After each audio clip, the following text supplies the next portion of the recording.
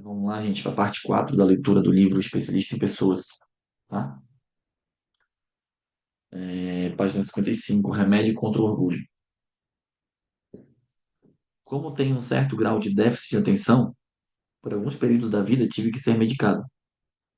O remédio, em tese, deveria me auxiliar na concentração e me deixar menos distraído, contribuindo para que eu conseguisse focar nas tarefas diárias. Sem o medicamento, se eu estivesse escrevendo e um passarinho voasse próximo à janela, por exemplo, isso seria suficiente para roubar minha atenção. Eu levaria quase uma hora para conseguir retomar a concentração outra vez. Dias atrás eu havia acordado às 8 da manhã para encarar uma agenda de muitos compromissos. Precisava ir ao heliponto do meu condomínio e embarcar no helicóptero que me levaria aos estúdios de TV, onde eu participaria de uma gravação. Tomei café preto, como faço todas as manhãs, e engoli uma pílula da medicação recomendada pelo médico. Quando entrei no carro, saindo de casa, já me sentia meio soltinho. Eu estava feliz, embora seja costume meu acordar com um leve mau humor. Fiquei agitado por dentro e não me dei conta de que era o efeito colateral do remédio. Estava tomando por uma mistura de sentimentos e agitado pela medicação. E quando cheguei aos estúdios de gravação, peguei o telefone cheio de alegria e comecei a ligar para algumas pessoas. O problema é que eram pessoas com quem eu não tinha mais contato. Por motivos que nem sempre nos lembramos, vamos deixando as pessoas para trás. Perdemos contato por qualquer chateação, nós as bloqueamos nas redes sociais e o mais triste, desistimos delas. Mas não hesitei. Liguei para sócios que haviam me virado as costas no passado, líderes religiosos que falaram mal de mim, amigos que me ignoraram quando eu menos precisei. Liguei sem filtro, com um tom de voz positivo e feliz, do tipo: Ei, Fulano, bom dia. Eu não sentia ressentimento nem medo por estar ligando. Apenas liguei, sem bloqueios ou questionamentos. Parecia que o orgulho tinha saído de mim. Sabe o que aconteceu? Em apenas uma manhã, sem o bloqueio do orgulho, eu reatei amizades, me aproximei de pessoas, valorizei os que eram importantes em minha vida e desfiz mal-entendidos. Com alguns deles, eu nunca mais voltei a falar e nem preciso, mas pelo menos tirei um peso das costas. Resultado? Paz. Você pode então perguntar: Tiago, vale a pena voltar a se relacionar com esse tipo de gente? Sendo sincero, quando eu liguei, não planejava voltar a ser amigo inseparável ou jantar com algum deles lá em casa. Todavia, o simples fato de ligar tirou do meu coração o ladrão da paz chamado indiferença. Tudo o que precisei foi uma ligação. A indiferença mata mais que câncer.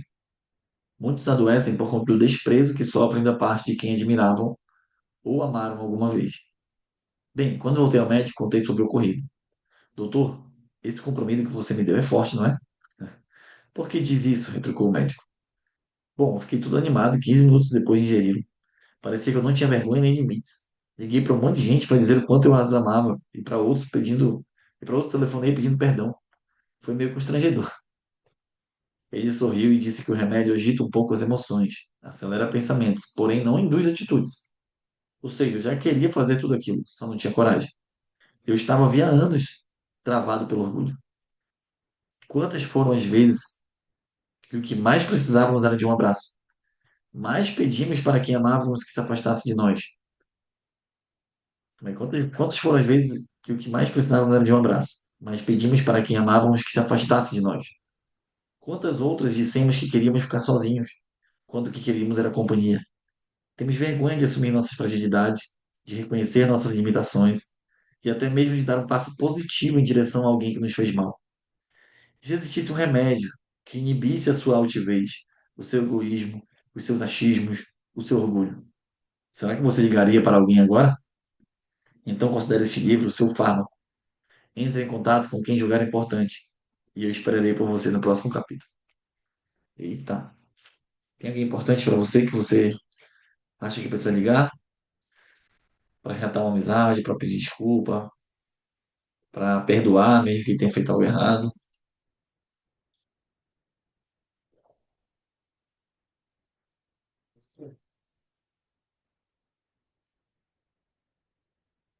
Bom, né? Perguntas e respostas. Ao final de cada capítulo, colocarei algumas perguntas que foram enviadas por nossos alunos do Clube de Inteligência e Desenvolvimento e participam do curso Seja Especialista em Pessoas e as minhas respectivas respostas.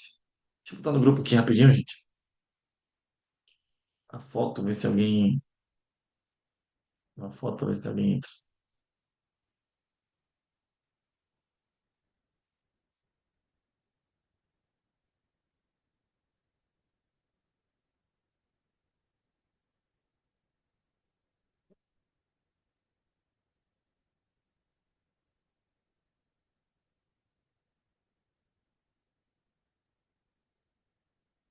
Bora lá, pergunta e resposta.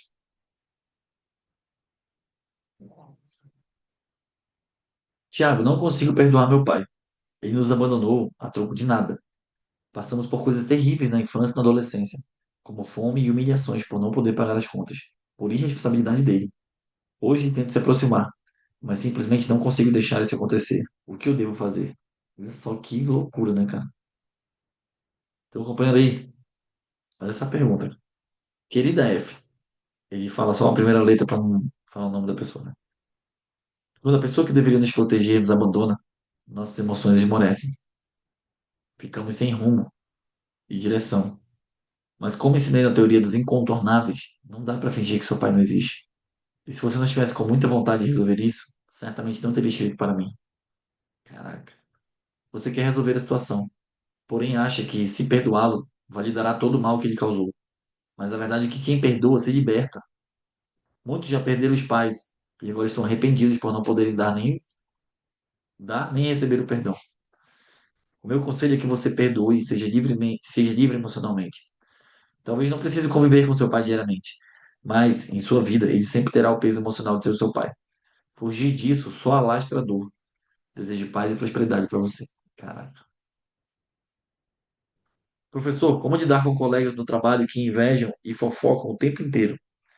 E quando uma dessas pessoas é seu supervisor direto? Caro T, esse tipo de incontornáveis, colegas de trabalho e vizinhos, ao contrário de familiares, que são eternos, podem ficar apenas por um tempo em nossa vida. Você escolheu o trabalho, mas não quem viria no pacote. Você queria a vaga, porém não sabia quem seria o supervisor. Agora teria que lidar com isso. O meu conselho é: se eles invejam, é porque você está brilhando. Isso é um bom sinal. Se eles fofocam, é porque o problema está neles. O importante é você não fofocar. Conheça bem a si mesmo para que a implicância deles não mude quem você nasceu para ser. Seja fiel aos seus valores e sua função nesse trabalho. O bem sempre vence o mal. Caso você tenha paciência e decida escolher o lado certo. No fim das contas, os seus resultados vão silenciar os opositores. Isso eu garanto. Terceira pergunta. Alguns parentes com quem não tenho nenhum grau de intimidade insistem em fazer perguntas delicadas e têm posturas muito xereta em relação à minha vida. Por exemplo, perguntam qual é o meu salário, se o meu relacionamento amoroso está bom ou não, querem falar sobre o meu trabalho e saber de tudo que diz respeito à minha vida. Como agir nesses casos? Devo adotar uma postura mais direta e dizer que não quero falar sobre esses assuntos, correndo o risco de parecer grosseiro? Como sair dessas situações delicadas, evitando um confronto direto? F, você me parece ser inteligente, porém ingênuo. Não há como negar informações aparentes e diretas sem causar transtornos. Mesmo que você não os considere íntimos, parentes costumam acreditar que devem saber de tudo sobre seus familiares. Seja por inveja, ciúme ou curiosidade, eles sempre vão perguntar. Meu conselho é simples: não negue informações, apenas limite-as. Desprezar uma pergunta de um incontornável é bem delicado. Em contrapartida, de jamais saberá realmente se você apenas limitar a informação. Por exemplo, se lhe perguntarem quanto você ganhou no seu trabalho, você deve responder: então, estou muito feliz de estar lá. Somos valorizados em ambiente criativo. Alguém em minha posição pode ganhar de 2 a 5 mil reais, dependendo da formação e desenvolvimento com o serviço. Acredito que dessa forma você dá um panorama geral, sem entrar em detalhes. Quarta pergunta. Estou fazendo o curso com meu esposo. Somos pastores de uma igreja em Santa Catarina. A princípio, a nossa intenção ao fazer esse curso é ajudar as pessoas a permanecerem na fé e entendê-las melhor. Estamos há 5 anos cuidando dessa igreja. E durante esse tempo, as pessoas sempre me machucam com palavras e ações. Falam na minha frente, e também quando não estou. Coisas horríveis a meu respeito, e fazem até acusações infundadas. Da última vez, um casal falou para mim que eu havia desonrado o meu marido porque levantara do meu lugar durante a pregação. Sempre sou cordial, procuro sempre ajudar, sou simpática, e realmente não entendo por que o problema é sempre comigo. Realmente não sei como lidar com a situação. Quando falam coisas que eu não sou e não faço, fico extremamente nervosa e quero me defender. Cada vez que uma pessoa pede para falar conosco, fico angustiado e com medo de ser afrontado de novo. Eu queria ser blindado emocionalmente. Já me questionei, avaliei se alguma atitude minha pudesse provocar isso nas pessoas. Percebi que tudo que falam a meu respeito, na verdade, eles é que são. Me criticam a respeito de coisas que eles fazem. Como pastores, temos que ouvir. Mas como posso lidar com isso? Como posso ajudar essas pessoas sem me machucar tanto? Estou com muitos problemas no trabalho, na área financeira, na igreja, e preciso ter essa inteligência emocional que seja possível superar todas essas coisas. A regra do 2 em 1,21 é uma realidade entre nós. Ela e a comunhão que temos com Deus foi o que nos manteve firmes até agora. Como posso me blindar? Como reagir na hora da afronta? Como responder com sabedoria? Se fico calado, acredito que recebo rótulo. Ou seja, os outros criam para terceiros uma imagem a meu respeito de coisas que eu não sou. Querida pastora, nenhuma pessoa deveria liderar sem ter certeza de que já desenvolveu inteligência emocional. Caraca, isso aqui é forte, hein? Que foi uma das coisas que a gente falou lá na parte de liderança, né, do nosso curso. Por quê? Porque o líder, quando fere, atinge muita gente. E o estrago realmente é grande. Quando o líder é ferido, porque ainda não é blindado emocionalmente, se abate e pode causar outros danos aos liderados. Meu conselho para você que é uma pessoa de fé cristã é um princípio bíblico. Sobre tudo o que se deve guardar, guarda o coração. Provérbios 4:23. A Bíblia menciona a palavra coração mais de 900 vezes como sede das emoções. Ou seja, acima de tudo que você deve blindar e proteger, proteja suas emoções, pois é delas que saem as decisões da vida. As pessoas vão continuar ferindo você. Quem precisa estar preparado é você. Deixo mais uma dica bíblica como resposta às perguntas. Se, porém, algum de vós necessita de sabedoria, peça a Deus, que a todos dá liberalmente, nada lhes improperá, e ser-lhe-á concedida. Tiago 1:5. Se, porém, algum de vós necessita de sabedoria, peça a Deus, que a todos dá liberalmente e nada lhes impropera, e ser-lhe-á concedida. Top. Conclusão. No mundo ideal, não haveria pessoas incontornáveis pelo simples fato de que todos seríamos amorosos e verdadeiros, uns com os outros. No mundo real, porém, é impossível negar que essas pessoas existem. Assim, a nossa missão é buscar ferramentas que nos ajudem a lidar melhor com aqueles que não escolhemos, mas temos ao nosso redor. Eu acredito nas pessoas, apesar de elas não acreditarem em si mesmas. Colecione momentos e não coisas. Mas para isso você vai precisar de pessoas. Terminando o capítulo 2 aqui. E aí, gente? O que acharam desse finalzinho do capítulo 2 aí? Falando sobre os incontornáveis, né? Aquelas pessoas que a gente não tem como tirar da nossa vida, né? A gente não consegue contornar elas.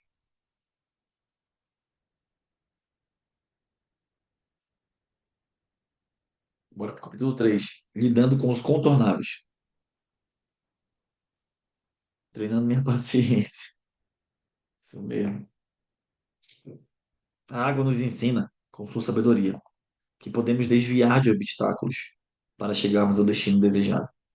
Não precisamos bater de frente, podemos apenas contornar. Esses são os contornáveis. Neste capítulo, vamos tratar dos contornáveis. Diferentemente dos incontornáveis, que vimos no capítulo 2, os contornáveis são as pessoas com as quais não somos obrigados a conviver no dia a dia. Entende? Você pode, por exemplo, mudar de cabeleireiro ou de dentista porque são pessoas contornáveis. E há diversas opções de profissionais que podem cuidar dos seus cabelos e dos seus dentes. Ao contrário das pessoas com as quais você será obrigado a conviver, que são os incontornáveis. Os contornáveis podem ser evitados. Entretanto, a minha intenção nesse livro é ajudar você a aprender a lidar com todos os tipos de pessoas, reconhecendo-as nas categorias de sua vida. Você precisa saber lidar com cada uma delas da melhor maneira possível, sempre que for necessário. Vamos lá. Nem tudo o que penso eu posso falar. Não é falta de sinceridade, é sabedoria. Cara, isso aqui eu uso e falo muito para as pessoas. As pessoas acham que, porque eu falo mesmo, porque eu tenho coragem de falar, porque isso e aquilo. Não é com relação a isso. É com relação a ser sábio. Falar as coisas na hora certa. E falar o que deve ser falado, não qualquer coisa. Não tudo que vem à cabeça, de qualquer jeito. Certo dia postei a frase acima em meu Twitter e ela deu o que falar. Nos comentários, muita gente reconheceu ter perdido amigos, oportunidades e relacionamentos por não dosar a fala. Há um conhecido ditado popular que alerta: quem fala o que quer, ouve o que não quer. Saber se expressar é uma arte, e como toda arte, precisa ser praticada e desenvolvida. A célebre frase atribuída a Thomas Edison já diz com sabedoria: o sucesso depende de 10% de inspiração e 90% de transpiração. Então você precisa buscar, conhecer e se aprimorar nessa arte. É claro que há outra opção: arranjar problemas por aí. Lembre-se, porém, que ser sábio é fazer boas escolhas. Chegou a hora de deixar para trás aquele pensamento, que é digno de um adolescente. Eu não levo desaforo para casa. Comigo é assim mesmo, bateu, levou. Fado mesmo. Os incomodados que se mudem. Cara, isso aqui é muito adolescente, né? Tem gente com 50 anos fazendo até hoje. A arte de se relacionar é fundamental para o sucesso. É possível se tornar bem-sucedido sem se relacionar. Ainda que você acredite ser bom o suficiente sozinho, você terá de comprar, vender, trocar, sejam bens e produtos, seja conhecimento ou o que for. Não é possível ter sucesso sozinho, a não ser que sua meta de vida seja se tornar um eremita. Você tem que desenvolver bons relacionamentos. Para isso, você precisa ser flexível, como mencionei no capítulo anterior, e darei mais detalhes agora. A flexibilidade é oriunda de sua mentalidade. O físico estadunidense Leonard Mlodinow enfatiza que o pensamento flexível nos leva a gerar e incorporar novas ideias.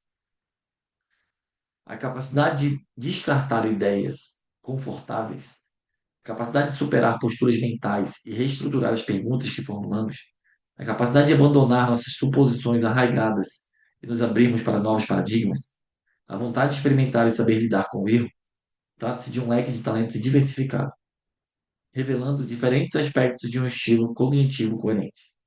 Eu chamo isso de pensamento flexível ou elástico. Pensamento flexível é o que nos confere a capacidade de resolver novos problemas e superar as barreiras neurais e psicológicas que nos impedem de enxergar para além da ordem existente. Quanto mais sonhador e mente aberta você for, mais flexível será diante da rigidez de certas pessoas. É interessante refletir sobre o que diz a sabedoria milenar. A resposta branda desvia o furor, mas a palavra dura suscita a ira. O que você fala, a resposta que você dá, a forma como você se expressa, tudo isso pode se tornar o combustível de uma explosão ou o extintor que apaga o incêndio. Suas palavras são o combustível que alimenta uma explosão ou um extintor que apaga um incêndio. Ter sabedoria ao utilizar as palavras é a solução milenar para os problemas de agora. É simples de entender, mas difícil de praticar. O sábio não fala tudo o que pensa, mas pensa tudo o que fala. Aristóteles, cara, adorei essa frase. O sábio não fala tudo o que pensa, mas pensa tudo o que fala. Aristóteles. Uma característica humana é o que chamamos impulso. O impulso pode salvar vidas. Por exemplo, uma criança distraída corre para a rua em busca de um brinquedo sem olhar para os lados e perceber que é um carro muito próximo a 60 km por hora. O impulso do motorista é frear, enquanto olha os retrovisores e busca possibilidades de áreas de escape. Em pouquíssimos segundos, quando a criança percebe o perigo e, paralisada, arregala os olhos para o motorista, este já está passando aliviado ao lado dela, a 10 km por hora, e se perguntando: onde está o responsável por essa criança? O impulso do motorista salvou a vida da criança. Contudo, ao refletir sobre a história que acabo de contar, entendemos que a criança também agiu por impulso ao correr atrás de um brinquedo fujão e colocou sua vida em perigo, sem perceber até que fosse tarde demais. Certamente, a criança teve três respostas ao seu impulso: coração acelerado, arrependimento pela distração e gratidão pela perícia do motorista. Veja que todos temos um pouco dessa criança em nós. Quem nunca agiu por impulso e se arrependeu depois? Quem nunca confiou em alguém à primeira vista? Conhecemos uma pessoa hoje e no mesmo instante já contamos para ela toda a nossa vida. Se tivéssemos esperado 2 meses, saberíamos quem ela é de verdade. Porém, já é tarde demais. Falamos até das nossas maiores vergonhas, confiando em alguém que não conhecíamos até poucas semanas atrás. A impulsividade também é responsável por atrapalhar o que falamos, as associações que fazemos e, é claro, o pior de tudo, as nossas decisões. Com o passar do tempo, depois de decepções causadas por nossa própria impulsividade, veja que a culpa não é do outro. Foi você quem escolheu confiar em alguém que mal conhecia.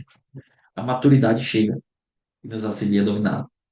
Quanto mais maduro você for, e isso não tem a ver com idade, mais com responsabilidades assumidas e cumpridas, mais tolerante e menos impulsivo você será.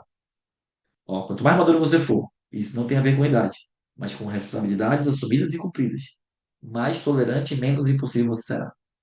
Ser uma pessoa impulsiva traz grandes prejuízos. Você promete que não pode cumprir. Vai aonde jamais deveria pisar. Conta o que jamais deveria estar na sua mente. Quanto mais na sua boca.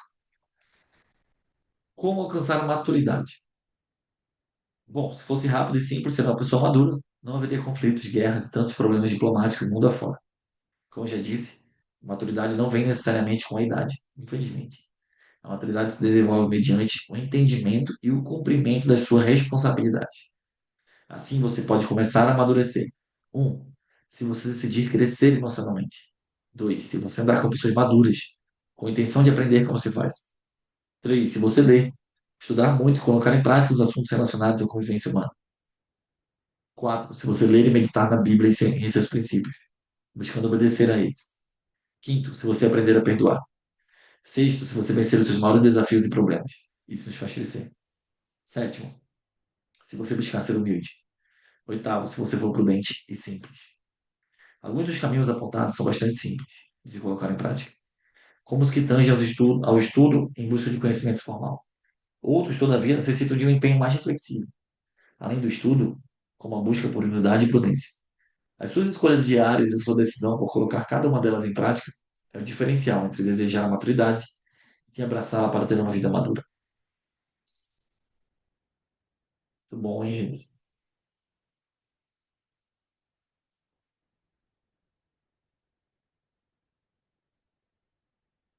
vamos lá, continuar. Estamos na página 65. 65, é bem grande. Pessoas nossas de cada dia. Eis que eu vos, en- eis que eu vos envio como ovelhas para o meio de lobos. Sede, portanto, sede, portanto, prudente como as serpentes e simples como as pombas. Mateus 10:16. Todos os dias ao sair de casa, você vai encontrar com pessoas em seus afazeres cotidianos. Algumas são conhecidas, outras você nunca viu na vida. Algumas você encontrará com regularidade, outras raramente ou apenas uma vez. O atendente de caixa do mercado mais próximo da sua casa pode ser alguém que você já viu antes e encontrará com certa regularidade. Mas o motorista de aplicativo provavelmente estará na categoria de desconhecidos, ainda que você use aplicativos de carros com frequência. Essas pessoas que encontramos esporadicamente, ou apenas uma vez na vida, são as pessoas contornáveis. Muito raramente essas pessoas passarão dessa esfera para outra, pois não há sequer tempo de desenvolver algum tipo de relacionamento mais profundo com elas. É o caso do motorista de aplicativo. Você dificilmente pegará o mesmo carro novamente, quanto mais fará uma amizade. Aí que eu te falo, às vezes que tu manda mensagem e a pessoa não responde, aí eu te falo isso, ela é uma pessoa que, tu é uma pessoa para ela que foi só um cara que passou na vida, né? É mais fácil para ela não responder. Parte dessas pessoas vai sorrir para você, outros vão virar a cara. Tem gente que simplesmente não vai gostar de você, e isso é comum e normal. Há também aqueles que, por estarem passando por um dia difícil, não importa o quanto você seja aberto e simpático, não vão corresponder. Você também não tende a ficar mais fechado quando está num dia terrível.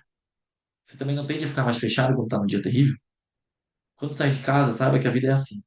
Viver com consciência disso fará você sofrer menos. O simples fato de saber disso, ainda que nem sempre esteja em pensamento consciente, já é uma blindagem. O conhecimento nos blinda contra os tiros de olhares e palavras que tentam nos atingir. Como Jesus ensinou no versículo de Mateus, está no início desse tópico, somos como ovelhas enviadas para uma matilha de lobos todos os dias. Pense nisto. A ovelha briga com o lobo? Ao mesmo tempo que o mestre mostra a situação, ele mesmo nos instrui, revelando como devemos agir. Ser prudente como a serpente e ser simples como a pomba. Já observou o comportamento de uma serpente? Em 2016, eu estava assistindo uma série sobre cobras no Discovery Channel e aprendi que a serpente fica escondida. Está sempre de tocaia. Ela não enfrenta o homem, mas dá o bote quando necessário, quando se sente ameaçado. Já quando está em busca por alimento, assim como um ladrão que aguarda pela distração da vítima, fica parada, avaliando o momento exato de dar o bote, que precisa ser certeiro. A pomba, por sua vez, está nas praças, no meio das multidões, sem orgulho nenhum. As pombas se alimentam dos grãos que as pessoas jogam, dos farelos que caem pelo caminho. Vez por outra, estão por meio da rua, bicando algo que até o carro vem em sua direção e ela bate asas em retirada no tempo exato. Simplicidade as define. Quando o mestre nos indica que sejamos como as pombas, está nos orientando a sermos simples, despretensiosos, a dependermos dos cuidados de outrem quando necessário, a termos a sabedoria de bater asas em retirada quando há perigo. Além disso, ele nos adverte a termos o cuidado de sermos prudentes como a serpente, a nos mantermos cautelosos, aguardando o tempo certo de agir, de forma a agirmos e reagirmos da maneira mais certeira possível. Da mesma forma que somos alertados sobre como devemos agir e reagir, as pessoas que estão neste mundo real também agem e reagem. No mundo ideal, todos agiriam de forma gentil com os que estão ao seu redor. Contudo, este é o mundo real, não é mesmo? Pensando nisso, apresento-lhes dois tipos de pessoas contornáveis, com as quais você sempre vai topar, por onde quer que você vá no seu dia a dia. Neste livro, vou chamá-las de facilitadores e bloqueadores. Veja algumas características de cada um desses tipos. Vamos lá. Pessoas contornáveis que são facilitadores. Estão sempre sorrindo. Querem ajudar mesmo que o problema não esteja relacionado com eles. Não guardam rancor. São desprendidos de coisas materiais. São disponíveis e gostam de ouvir os outros. Pessoas contornáveis que são bloqueadores. Estão sempre mal-humorados. Não procuram fazer o bem desinteressadamente. São amargurados. São avarentos e são egoístas. Observe que as atitudes de facilitadores e bloqueadores são diametralmente opostas. Há um dado, porém, que deixei de fora do quadro: a felicidade.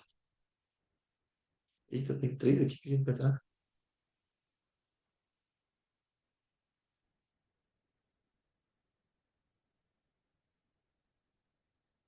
Quem é feliz facilita a vida dos outros gratuitamente. Não existe tempo ruim quando se trata de ajudar e abrir portas. A pessoa se sente bem e feliz, então ela deseja o mesmo para os demais. Por outro lado, quem ainda é triste e vazio torna-se um bloqueador de sonhos, de ideias e alegrias diárias. Até nos dias de sol e alegria, em meio às festividades, ele acaba atrapalhando a vida de alguém. Bloqueadores são pessoas tristes. Como trabalho viajando para dar palestras e cursos em 4 continentes, até agora somente a Oceania não recebeu nossos treinamentos ou conferências presenciais, todo dia tenho que lidar com pessoas desconhecidas, com os contornáveis. Tratando-se de pessoas que estão no aeroporto, acabei me especializando quase naturalmente. Bom dia, bom dia. Certa vez aconteceu de eu chegar em cima da hora para pegar um voo. Corri até a área de check-in com meu documento de identificação e disse aliviado: consegui, ufa, estou nesse voo das 15 horas. A atendente da companhia aérea, que estava lixando a unha, sem parar o que fazia nem olhar para mim, disse: tarde demais, senhor, já fechamos o voo. De imediato comecei a implorar: por favor, faltam 5 minutos ainda para finalizar o embarque, eu não preciso despachar a bagagem. Estou sem mala, vou correndo, me ajuda. Ela, com sarcasmo, que provoca raiva em qualquer pessoa, repetiu: já fechamos, moço. Entrei em desespero, pois aquele era o único voo do dia para a cidade onde eu deveria ir. Outro atendente, que estava a uns 5 metros de distância no mesmo balcão, ao ver meu desespero, perguntou: o que está acontecendo? Eu fiz a melhor cara de cachorrinho pidão. Expliquei que estava sem mala e se eu corresse daria tempo de entrar no voo antes de finalizar o embarque. Ela pegou meu documento, sorriu, olhou para o relógio e disse: sim, se você correr dá tempo. Tome seu cartão de embarque. Agradeci e corri. E sim, eu embarquei. Qual é a diferença entre as duas atendentes? Se sim, era possível meu embarque. Uma queria facilitar a vida dos outros, a outra bloquear. A vida emocional, sobre a qual eu falo em quase todos os meus livros anteriores, é o que determina o tipo de pessoa do dia a dia que você é. A vida espiritual é um fogo que acende a vontade de ser melhor e ajudar alguém todos os dias. A vida emocional é o equilíbrio para fazer isso constantemente. É, a menina que facilitou um milagre. Em um dos meus vídeos no YouTube, conto uma famosa história bíblica, a história da escrava da esposa de Naamã, que facilita o milagre. Está relatada em 2 Reis 5. Tá? Essa história traduz o sentido de ser um facilitador. Trata-se da história de uma menininha que foi sequestrada em sua terra, Jerusalém, pelo exército sírio. O povo de Israel caiu nas mãos de uma nação inimiga que destruiu a cidade santa e levou alguns hebreus como escravos. Dentre eles estava essa menina. Imagine quantos sonhos tem uma criança. O amor que ela recebeu dos pais, a segurança de seu lar, os amigos da vizinhança. Tudo isso foi interrompido abruptamente por destruição, mortes e sequestro. Ela se tornou uma escrava em terra estrangeira. Esse acontecimento é assustador para nós. Ninguém suporta injustiça. Contudo, a menina não parecia se sentir tão afetada quando lemos o texto. Ao contrário, ela percebe que o seu senhor, um general sírio, herói de guerra chamado Naamã, tem lepra. Ela suspira e diz: tomara o meu senhor estivesse diante do profeta que vive em Samaria, o famoso profeta Eliseu. Ele o restauraria da sua lepra. Espera aí, deixe-me ver se entendi direito. A menina que teve o futuro roubado, que sofreu uma injustiça grosseira, dá a informação de onde o seu sequestrador pode encontrar a solução do seu maior problema? Sim. Facilitadores não têm momento ou dia certo para fazer o bem. Eles simplesmente o fazem. Cada um dá aquilo que tem. Assim como a Bíblia diz, portanto, aquele que sabe que deve fazer o bem e não o faz, nisso está pecando. Tiago 4,17. Gente, mas como pode? E meus direitos como ficam? E a dor que passei vai ficar por isso mesmo? Bom, pelo visto, a menina estava mais focada em resolver problemas e entrar para a história, como entrou, do que em chorar pelo passado sofrido e que não deixaria de existir de qualquer forma. E como terminou o relato? Naamã, comandante do exército sírio, com a permissão do rei de Israel, foi até a casa de Eliseu, o grande profeta, que por meio de um mensageiro mandou que ele se lavasse por 7 vezes no Rio Jordão. De pronto, Naamã ficou contrariado por ser uma coisa tão simples de se fazer, apenas banho, e porque Eliseu não o recebera pessoalmente. Contudo, depois de ser exortado por seus oficiais, decidiu obedecer ao homem de Deus e foi miraculosamente curado. Você já pensou? A menina foi sequestrada e deu a solução, né, para o seu sequestrador. Loucura. Vamos nessa última parte aqui, ó, lidando com pessoas difíceis. Repare que, guardadas as devidas proporções, há pessoas que, pelo simples fato de estarem de mau humor, tentam estragar o seu dia. E olha que essa pessoa nem foi sequestrada na infância e obrigada a fazer trabalho escravo. Quantas vezes já entrei em lojas nas quais o vendedor, que é pago para atender quem ali entrar, está de má vontade? Já aconteceu com você isso aí? Quando isso acontece, como cliente, tendemos a pensar: eu vou gastar dinheiro aqui? Vou ser responsável por manter esse negócio girando, sendo que quem deveria me servir com atenção e presteza não está nem aí? A gente pensa isso, né? Os bloqueadores são muito comuns. Eles estão no trânsito, na loja de conveniência, do outro lado da linha telefônica e até mesmo dentro da sua casa. Quero contar agora uma história que muitas pessoas que me conhecem pela internet já ouviram. Ficou conhecido como o vídeo do cafezinho no aeroporto e viralizou nas redes sociais. Nele eu conto o episódio que ocorreu no ano de 2015, quando Giannini e eu estávamos no aeroporto do Galeão, no Rio de Janeiro, embarcando para um dia de descanso em Londres. A menina que serviu o café demorou cerca de 10 minutos para vir perguntar o que queríamos. Apesar de a minha mão estar levantada solicitando auxílio. Trouxe o cardápio com preços exorbitantes. Jogou-o sobre a mesa com muito mau humor e saiu.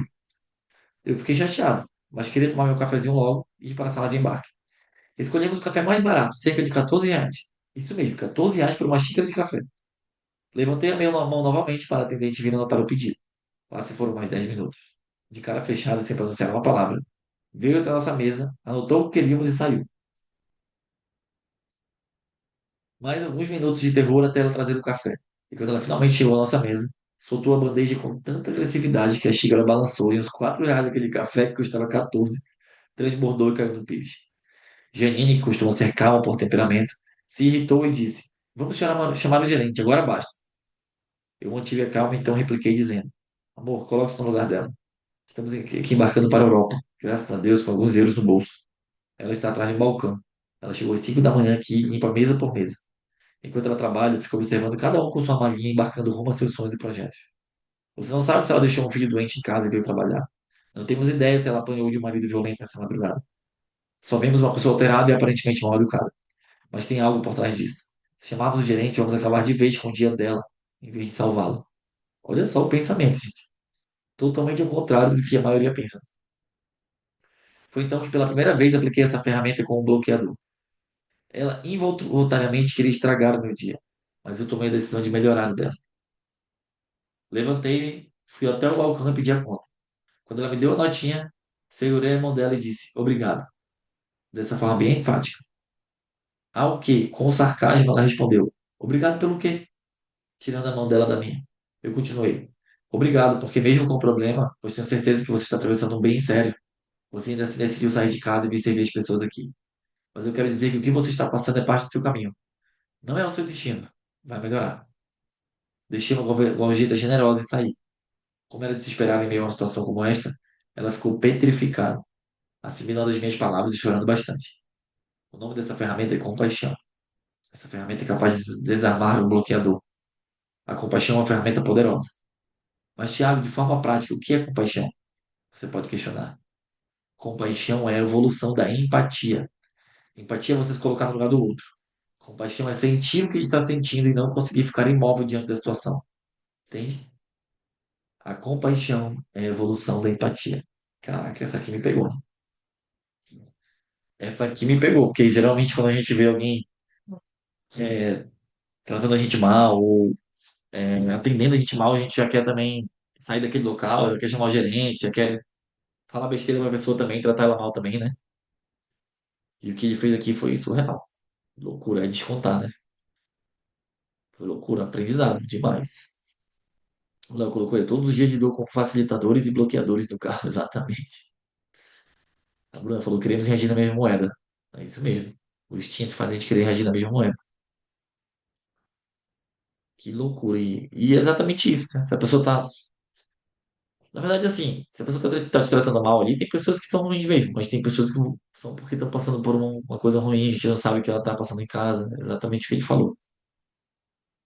Bem louco, né? E aí, gente, gostaram da leitura de hoje?